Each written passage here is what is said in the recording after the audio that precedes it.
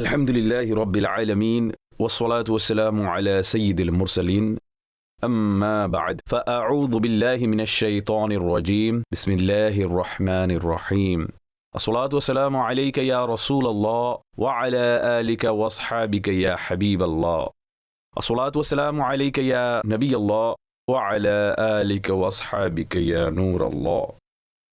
অনুষ্ঠানের নাম সেরা মানুষ কিভাবে হবেন।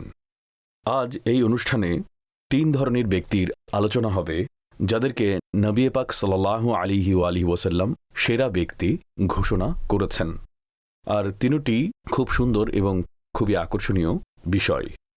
প্রথমে হাদিসে মুবারক, নবী পাক সাল্লাল্লাহু আলাইহি ওয়াসাল্লাম ইরশাদ করেছেন, জামে সগীরের হাদিস, ফরমায় খিয়ারুকুম মান যাক্কারাকুম বিল্লাহি রুয়াতুহু।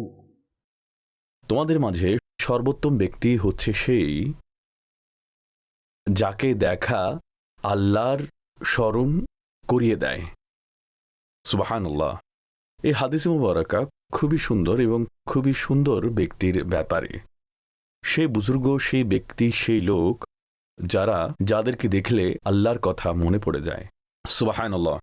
এইসব লোক কারা এবং এদেরকে দেখে কিভাবে আল্লাহর স্মরণ আসে আর এমনটা হওয়ার জন্য কি করা উচিত, এই 3টি বিষয় এর অধীনে বর্ণনা করা যেতে পারে। প্রথম কথা, ওইসব লোক কারা যাদেরকে দেখে আল্লাহর স্মরণ আসে। উত্তর হচ্ছে এই লোক হচ্ছে তারাই যাদের অন্তর আল্লাহর জিকিরের মাধ্যমে আলোকিত থাকে। এটা হচ্ছে তাদের প্রথম গুণ যে তারা আল্লাহকে এত অধিক হারে স্মরণ করে, তাদের জবান এত অধিক হারে আল্লাহকে স্মরণ করে যে সেই জিক্রে লিসানি, মুখ দিয়ে জিক্রে কলবিতে রূপান্তরিত হয়, তাদের অন্তরে জাগরুক হয় আর তাদের অন্তর আল্লাহর স্মরণে, আল্লাহর জিকিরে আলোকিত হয়। এটা হচ্ছে তাদের প্রথম বৈশিষ্ট্য। দ্বিতীয় বৈশিষ্ট্য, এরা হচ্ছে ওইসব লোক যাদের নিয়ত, যাদের দৃষ্টি, যাদের মুখ, যাদের আমল সব আল্লাহর জন্য হয়ে যায়। তাদের নিয়তে না দুনিয়া থাকে, না দুনিয়াদার থাকে, না মখলুক থাকে, না মখলুকের আশা থাকে। তাদের নিয়তে কেবল আল্লাহর রেজামন্দি থাকে। ইউরিদুনা ওয়াজহাহু, তারা কেবল তাদের রবের ওয়াজহে করিমের আকাঙ্ক্ষী হয়। ইল্লাবতিগা ওয়াজহি রাব্বিহিল আ'লা, তারা কেবল তাদের রব্বে আলার সন্তুষ্টির আকাঙ্ক্ষী হয়। তো তাদের নিয়তে আল্লাহর সন্তুষ্টি ছাড়া আর কিছুই থাকে না। আর এভাবে তাদের দৃষ্টিতে আল্লাহর জালোয়া, আল্লাহর প্রিয় বিষয়সমূহ তা ব্যতীত আর কিছুই থাকে না। তাদের মুখ দিয়ে ওইসব কথা বের হয় না যা আল্লাহর সন্তুষ্টির বিরোধী, আর তাদের আমল কেবল আল্লাহর জন্য হয়ে থাকে। তারা এমন আমল করে না যা আল্লাহ থেকে দূরে নেয় অথবা আল্লাহকে নারাজ করে। এটা হচ্ছে তাদের দ্বিতীয় গুণ। তৃতীয় বিষয়, যাদেরকে দেখে আল্লাহর স্মরণ আসে, যারা সেরা মানুষ, এরা হচ্ছে তারাই যাদের রাত ইবাদতের মাধ্যমে, যাদের দিন মখলুকের কল্যাণ কামিতার মাধ্যমে অতিবাহিত হয়। তারা রাতে গাফিলতির শিকার হয় না এবং তাদের দিন মখলুক থেকে মুখ ফিরিয়ে নেওয়ার মতো হয় না, বরং রাত হচ্ছে ইবাদতের মধ্যে এবং দিন হচ্ছে মখলুকের কল্যাণ কামিতার মধ্যে কেটে যায়। শরীয়তের বিরুদ্ধে তারা চলে না, সুন্নতের বিরুদ্ধে তারা আমল করে না, রাতকে ইবাদতের নূরে আলোকিত রাখে। দিনে যেখানে মখলুকের সাথে সম্পর্ক থাকে সেখানে আল্লাহর যে হক তাও আদায় করে এবং মখলুকের যে হক রয়েছে তাও পূরণ করার সম্পূর্ণ প্রচেষ্টা করে, চেষ্টা চালায়। তো এরাই হচ্ছে সেই সেরা লোক যাদেরকে দেখে আল্লাহর স্মরণ আসে। আর তারপর আরেকটি বিষয়, তারা কারা যাদেরকে দেখে আল্লাহর স্মরণ আসে। এরা হচ্ছে সেই লোক তাদের চেহারাতে তাকওয়া, খশিয়ত, হিলম এবং সত্যবাদিতার আলো চমকাতে থাকে। তাদের চেহারা যখন জিয়ারত করা হয় তো তাকওয়ার প্রভাব নজরে আসে, আল্লাহর খাশিয়াতের নূর দৃষ্টিতে পড়ে, তাদের অস্তিত্বে হেলম এবং সহনশীলতা খুবই দৃশ্যমান থাকে এবং সিদক সত্যবাদিতা তাদের চেহারাতে প্রতিভাত হয়, দৃশ্যমান হয়। সুবহানাল্লাহ, এমন লোক যাদের এতই শান, যাদের অন্তর আল্লাহর স্মরণে আলোকিত, যাদের নিয়ত দৃষ্টি আমল পরিষ্কার, যাদের রাত ইবাদতে ভরপুর, দিন কল্যাণকামিতায় ভরপুর, যাদের চেহারাতে তাকওয়া সত্যবাদিতার আলো থাকে, এমন লোক কেন এমন হবে না যে তাদেরকে দেখে আল্লাহর স্মরণ আসবে? আর এমন লোক কেন এমন হবে না যে আল্লাহর বারগাহে সর্বোত্তম ব্যক্তির মর্যাদা প্রাপ্ত হবে না? তো এরা হচ্ছে সেই সব বুজুর্গ যাদেরকে দেখে আল্লাহর স্মরণ আসে। তো এমন লোকদেরকে দেখে আল্লাহর স্মরণ কেন আসে? তো এগুলোর খুব সুন্দর কারণ রয়েছে। আমি যে সংজ্ঞা বর্ণনা করেছি এর মধ্যেই এসব বিষয় বিদ্যমান আছে। বেসিক্যালি তাদের চেহারাতে ইবাদতের নূর থাকে। সেই ইবাদতের নূর এমন নয় যে যেমন কোনো লাইটের মতো চমকাচ্ছে, তা এমন একটি আকর্ষণ, এমন একটা অ্যাট্রাকশনের বিষয় যা আল্লাহ তাআলা সেই সব বান্দার নামাজ, তাহাজ্জুদ, অধিক জিকির, তিলাওয়াতে কোরআন, অন্তরের ইখলাস, রাতের ইবাদত, নির্জনে ইবাদতের কারণে আল্লাহ তাআলা তাদের অস্তিত্বে তা সৃষ্টি করে দেন। তো এটা এমন একটা নূর যা একটি আকর্ষণ রূপে তাদের অস্তিত্বে, তাদের ব্যক্তিত্বে বিদ্যমান থাকে। তারপর এমন ব্যক্তিকে দেখে কেন আল্লাহর স্মরণ আসে? এই জন্য যে হয়তো বান্দা তাদের কোনো কথা শুনবে, অথবা তাদের কোনো আমল দেখবে, অথবা তাদেরকে কোনো জায়গায় শান্তিতে বসা অবস্থায় দেখবে। এই সকল বিষয়ের মধ্যে দর্শক বান্দা প্রত্যেকটা জায়গায় শরীয়ত দেখবে, সুন্নত দেখবে, প্রতিপত্তি সম্মান দেখবে, বিনয় দেখবে এবং একটা প্রশান্তি দেখতে পাবে। তাদের ভাষা অহংকারী নয়, বিনয়ী।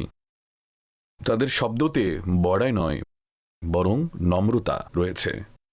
তাদের ভাষায় তীব্রতা নেই, কোমলতা রয়েছে। তাদের ভাষায় ঘৃণা নেই, ভালোবাসা রয়েছে। তাদের ভাষায় কঠোরতা নেই, স্নেহ রয়েছে। এবং তাদের আমল একেবারে শরীয়তের মতোই হবে। কঠিন থেকে কঠিনতর পরিস্থিতিতে শরীয়তের উপর আমল করা তাদের জীবনে পরিলক্ষিত হবে। আর তারা যদি কোথাও বসেও থাকে, প্রশান্তির সাথে কোথাও যদি দাঁড়িয়েও থাকে, তাদের সেই দণ্ডায়মান হওয়াতে, তাদের সেই বসার মধ্যে একটা বিনয় দৃষ্টিগোচর হবে। তাদের অস্তিত্বই এমন হবে যে তারা আমলের মূর্ত রূপ হবেন, তারা ইখলাসের মূর্ত রূপ হবেন। আর এই জন্য তাদেরকে দেখে আল্লাহর স্মরণ আসবে। সুবহানাল্লাহ। তারপর আরেকটি বিষয় রয়েছে, যেহেতু হয় এসব লোকেদের জবান আল্লাহর জিকিরে মশগুল থাকে, জবান যদি নীরব থাকে তাহলে অন্তর আল্লাহর জিকিরে মশগুল থাকে। তো যখন বান্দা তাদেরকে দেখে, হয় তাদের কম্পমান ঠোঁট আল্লাহর বান্দাকে আল্লাহর স্মরণ করিয়ে দেয়, অথবা তাদের অন্তরে জারি জিকির নিজস্ব নুরানিয়ত এবং নিজস্ব রোহানিয়তের মাধ্যমে সামনের ব্যক্তির মুখেও আল্লাহর জিকির জারি করে দেয়। আরেকটি কারণ, যখন মানুষ তাদের সামনে যায় তো তাদেরকে দেখে যেটা একটি আমলের জীবন তাদের সামনে আসে যে এরাও তো মানুষ, কিন্তু তা সত্ত্বেও এরা আল্লাহর কত কাছের, এরা আল্লাহর কত অনুগত, কতই না গুনাহ থেকে বেঁচে থাকে, তাদের জীবন কতটুকু পা আমল এবং সুন্নতের উপর প্রতিষ্ঠিত রয়েছে। তো মানুষ যখন তাদেরকে দেখে তো তাদের অনুভূতি হয় যে আমার আমলে ঘাটতি রয়েছে আর আমার গুনাহে আধিক্য রয়েছে। আর এই বিষয়টি তাদেরকে আল্লাহর স্মরণ করিয়ে দেয়। অর্থাৎ এসব লোকদেরকে দেখে আল্লাহর স্মরণ আসার কারণ তাদের অস্তিত্বকে দেখে, তাদের আমলকে দেখে যেটা নিজের অলসতার যে অনুভূতি জাগ্রত হয় সেটাই বান্দাকে আল্লাহর স্মরণ করিয়ে দেয়। এবং অনেক সময় এমনটা হয় যে এমন লোকেরা এতই মহান হন যে এই যে তাদেরকে দেখে আল্লাহর স্মরণ আসে, অনেক সময় তাদেরকে দেখে স্বয়ংক্রিয়ভাবে আল্লাহর জিকির জারি হয়ে যায়। যেমন অনেক মহান মুহাদ্দিস হজরতে শেখ আব্দুল হক মুহাদ্দিসে দেহলভি রহমতুল্লাহ আলাই ইরশাদ করেন, তিনি বলেন, একবার মক্কায়ে মুআজ্জামাতে বাজারে মাথা নিচু করে চলছিলাম, হঠাৎ একজন ব্যক্তির উপর আমার চোখ পড়ল।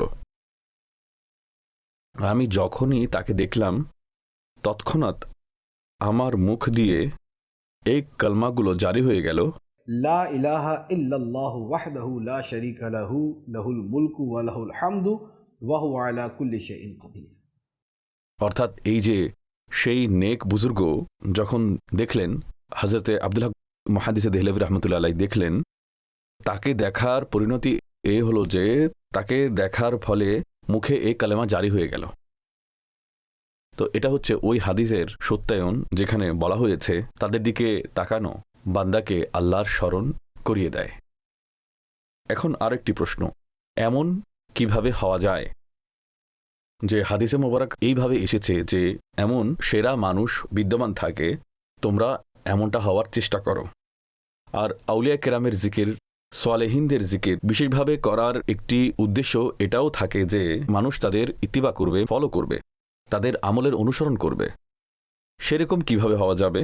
উপায় হচ্ছে এই, সর্বপ্রথম বিষয় হচ্ছে বান্দা নিয়তকে শুদ্ধ করতে হবে। মানুষ যেন তার নিয়তের দিকে দৃষ্টি দেয় এবং সেই নিয়তকে আল্লাহর জন্য যেন করে দেয়। আমি নেকি করব আল্লাহর জন্য, আমি নামাজ পড়ব আল্লাহর জন্য, আমার প্রত্যেকটা আমল হবে আল্লাহর জন্য। আল্লাহর জন্য নিজের নিয়ত থেকে রিয়া, খ্যাতি, আত্মপ্রশংসা এসবগুলো বিষয় বের করে দিন। সর্বপ্রথম যে স্টেপ রয়েছে, সর্বপ্রথম যে পদক্ষেপ নিতে হবে সেটা হচ্ছে নিয়তের পরিশুদ্ধতা। দ্বিতীয় নম্বরে রয়েছে জিক্রে ইলাহির আধিক্য, যেন গাফেলতিতে না কাটে, কোনো না কোনো জিকির যেন জারি থাকে।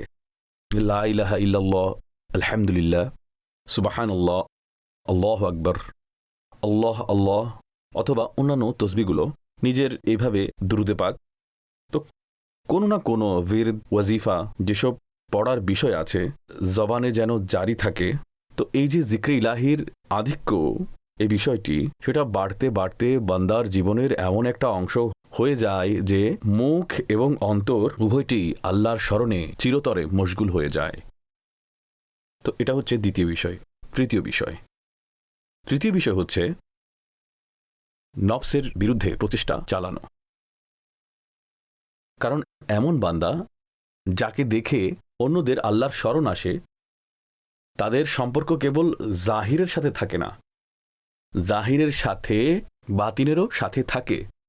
আর তার সম্পর্ক কেবল জিকিরের সাথে থাকে না, বরং তারকে মাসি, গুনাহ পরিত্যাগ করার সাথেও থাকে। আর মুজাহাদা কি? নফসের চাওয়ার বিপরীত করা। নফস যেটা শরীয়তের খিলাফ, সুন্নতের খিলাফ, যেটা আল্লাহর আহকামের খিলাফ, যেটা নবী পাক সাল্লাল্লাহু আলাইহি ওয়াসাল্লামের ফরমানের বিপরীতে যেটা নফস করতে বলে, তার বিরোধিতা করতে হবে এবং শরীয়ত এবং সুন্নত মোতাবেক আমল করা। তো এখন আকাঙ্ক্ষার যে বিরোধিতা রয়েছে সেখানে প্রকাশ্য অপ্রকাশ্য সব ধরনের বিষয় চলে আসে। রাগ নিয়ন্ত্রণ করা, ধৈর্য ধরা, নম্রতা অবলম্বন করা, অন্তর পরিষ্কার করা, এই নফসের মুজাহাদা, এটা হচ্ছে তৃতীয় বিষয়। চতুর্থ বিষয় হচ্ছে সালেহিনদের সঙ্গ অবলম্বন করা। যদি এমন হতে হয় যাদেরকে দেখে অন্যদের আল্লাহর স্মরণ আসে, তো তাদের জন্য খুবই উপকারী এবং খুবই সহায়ক বিষয় হচ্ছে যে নেককার ব্যক্তিদের সংস্পর্শ। নেককার লোকদের সংস্পর্শ বান্দাকে যেভাবে নেককার বানায়, দুনিয়ার অন্য কোনো বিষয় এতটুকু নেক বানাতে পারে না। সালেহিনদের সংস্পর্শে তাদেরকে দেখে বান্দা নেককার হয়, বান্দা তাদেরকে দেখে নেককার হয়, বান্দা তাদের কথা শুনে নেককার হয়, তাদের আমল দেখে বান্দা নেককার হয় এবং নীরব হয়ে তাদের পাশে বসে থাকার মাধ্যমেও বান্দা নেককার হয়।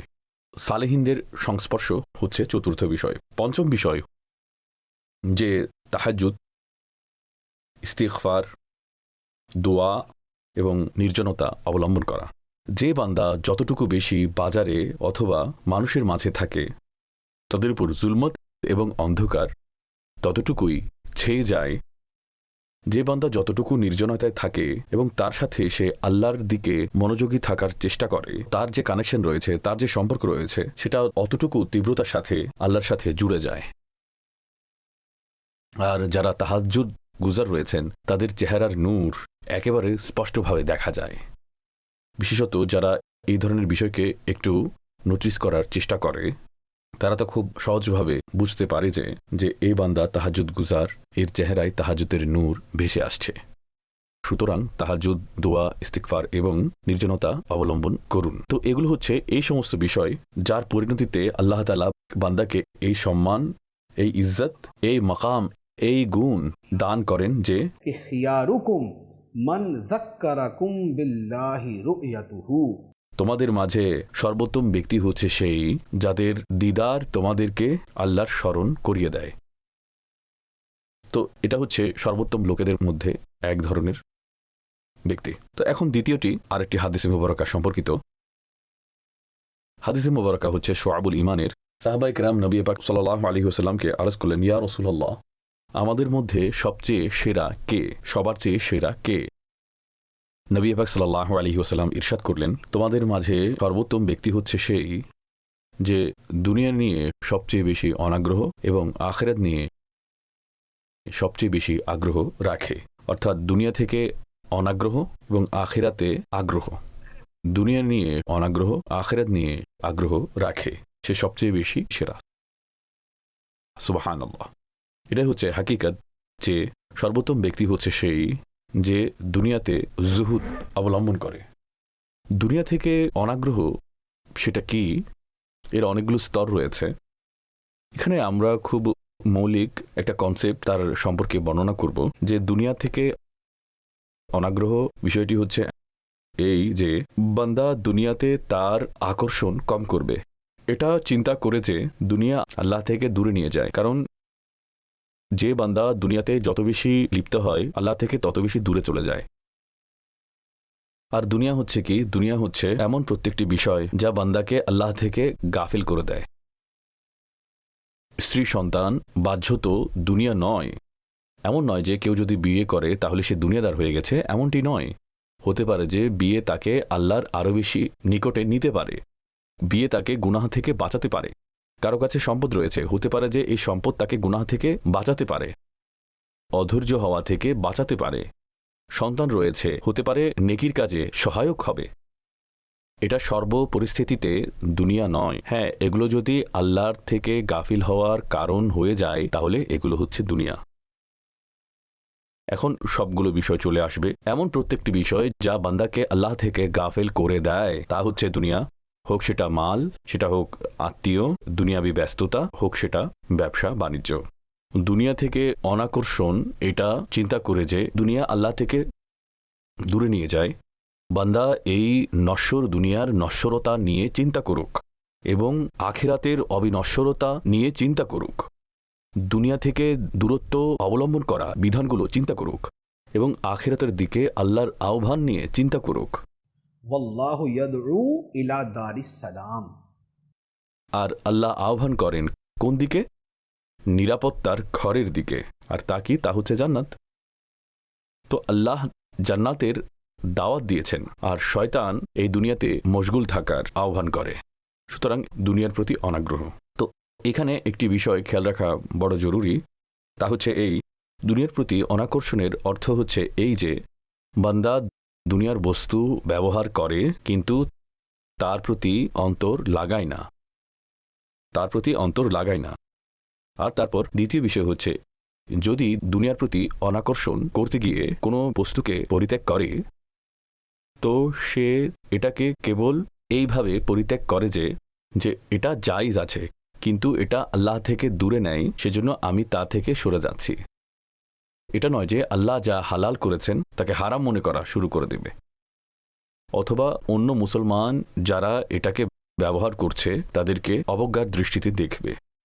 যেমন একজন বান্দা বলে যে আমি দুনিয়া থেকে অনাকর্ষণের কারণে সাধারণ ঘরে থাকব, সাধারণ কাপড় পরব, আমি ছোটোখাটো গাড়ি ব্যবহার করব। ঠিক আছে, কিন্তু এটা হতে পারে না যে সে এটা মনে করবে যে উন্নত ধরনের ঘর বানানো হারাম, উন্নত মানের পোশাক পরা হারাম, উন্নত মানের গাড়ি ব্যবহার করা হারাম, অথবা ভালো ভালো খাবার খাওয়া হারাম, মাআযাল্লাহ, এটা যদি মনে করে তাহলে জুহুদ তো অনেক দূরের বিষয়, উল্টো নিজেই হারামে পড়ে যাবে।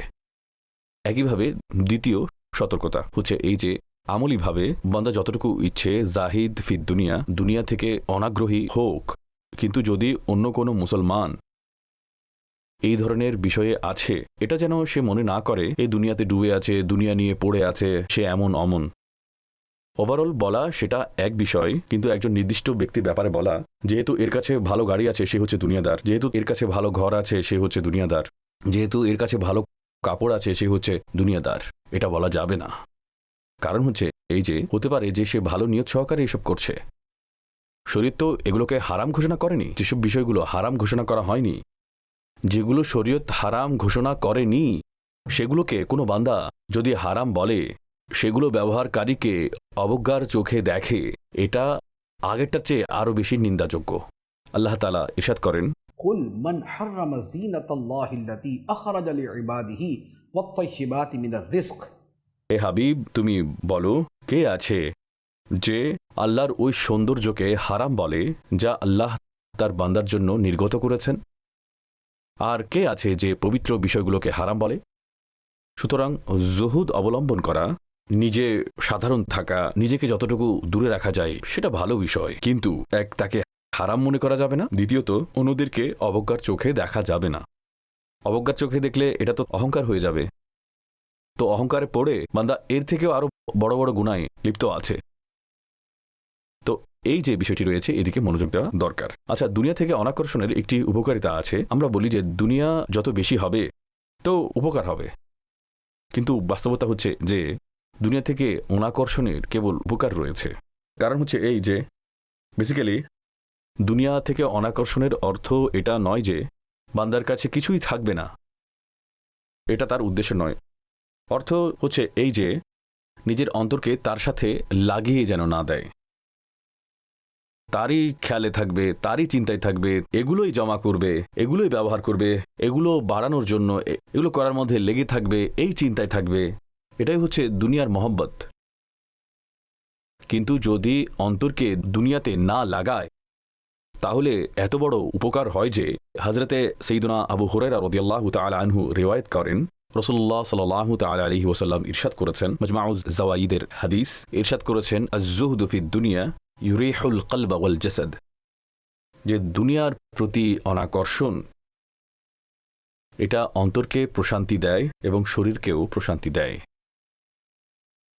দুনিয়ার প্রতি অনাকর্ষণ অন্তরকে প্রশান্তি দেয়, শরীরকেও প্রশান্তি দেয়। তো আমি যদি এটাকে আরও ডিটেলস আলোচনা করি, অতটুকু করা যাবে, কিন্তু একটা বিষয় আপনারা সহজে বুঝে নিন।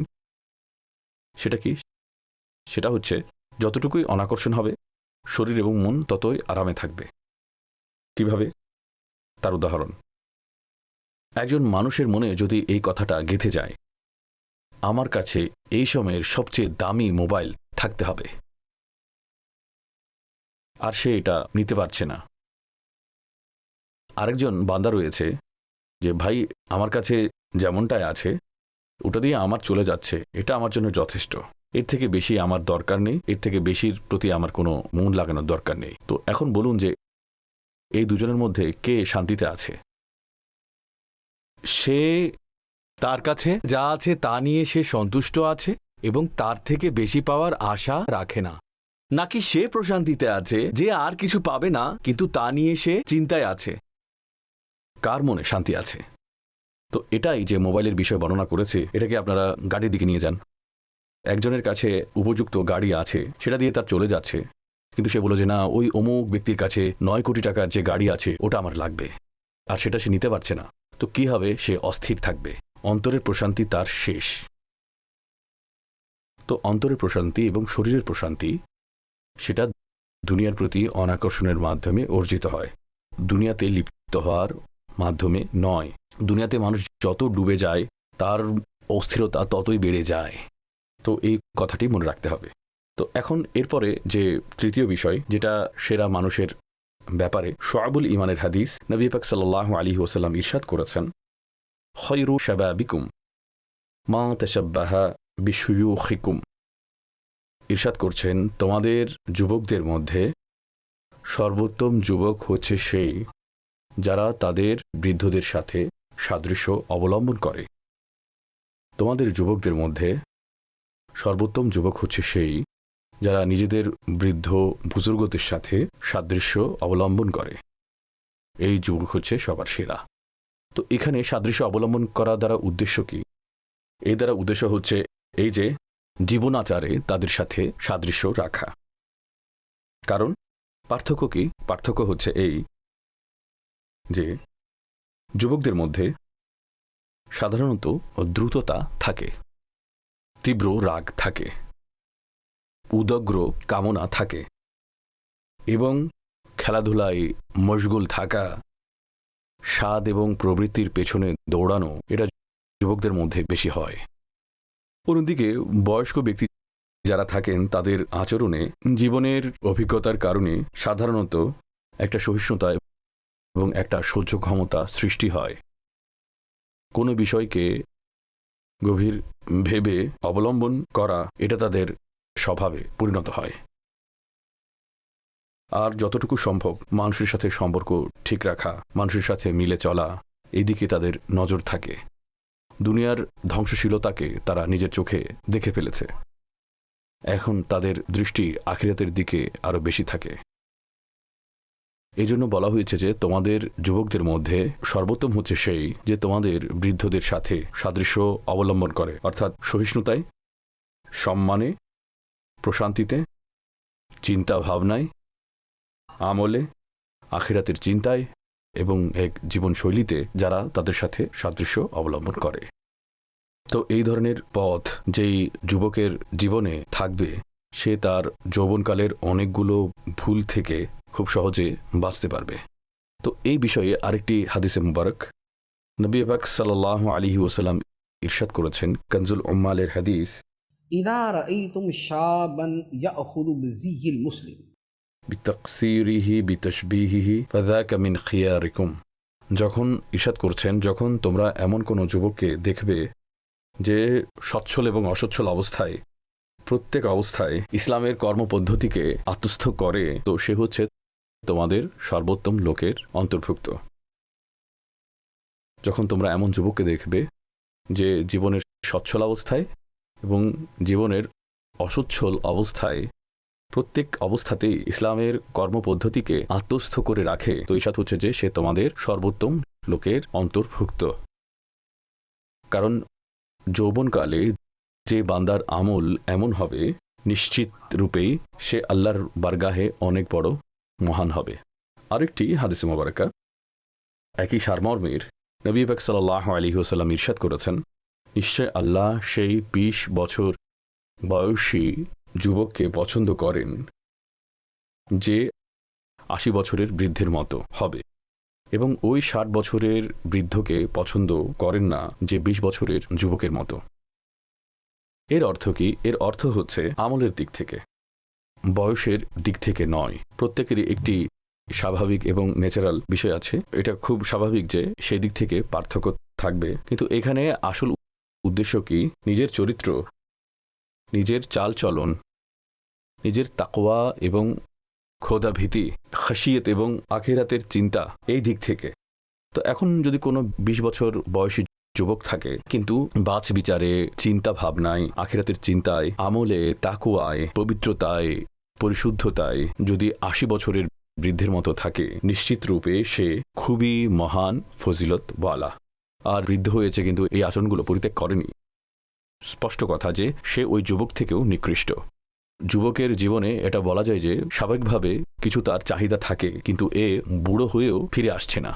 তো এখানে আরেকটি হাদিসে মুবারাকা যেখানে যৌবনকালে ইবাদতের শ্রেষ্ঠত্বকে বর্ণনা করা হয়েছে, মুসলিম শরীফের হাদিস, নবী পাক সাল্লাল্লাহু আলাইহি ওয়াসাল্লাম ইরশাদ করেছেন যে ৭ জন ব্যক্তি এমন রয়েছে যাদেরকে আল্লাহ তাআলা সেই দিন তার আরশের ছায়া দান করবেন যখন তার ছায়া ব্যতীত অন্য কোনো ছায়া থাকবে না।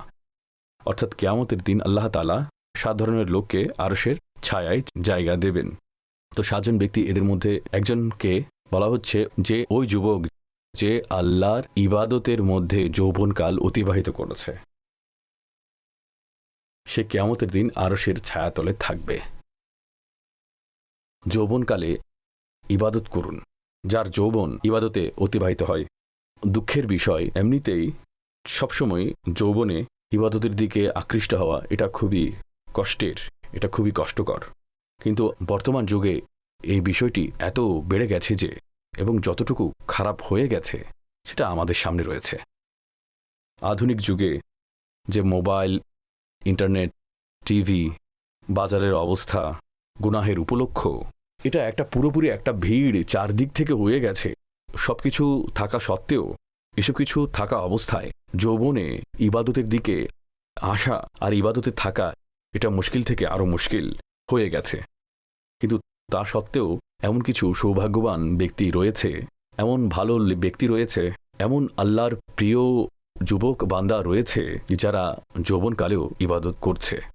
দাওয়াত ইসলামী দিনী মহলে আলহামদুলিল্লাহ আমরা কেবল বেশি নয়, অসংখ্য পরিমাণে এমন ব্যক্তি দেখেছি যারা জীবনের যৌবন অবস্থায় রয়েছে কিন্তু মসজিদে জীবন কাটাচ্ছে, তারা দর্শ বয়ানে সময় কাটাচ্ছে, তারা ইবাদতে সময় কাটাচ্ছে, তারা নেকির দাওয়াতে সময় কাটাচ্ছে, তারা আল্লাহর জিকিরে অতিবাহিত করছে, দিন শেখা ও শেখানোতে, কোরআন পড়া ও পড়ানোতে অতিবাহিত করছে।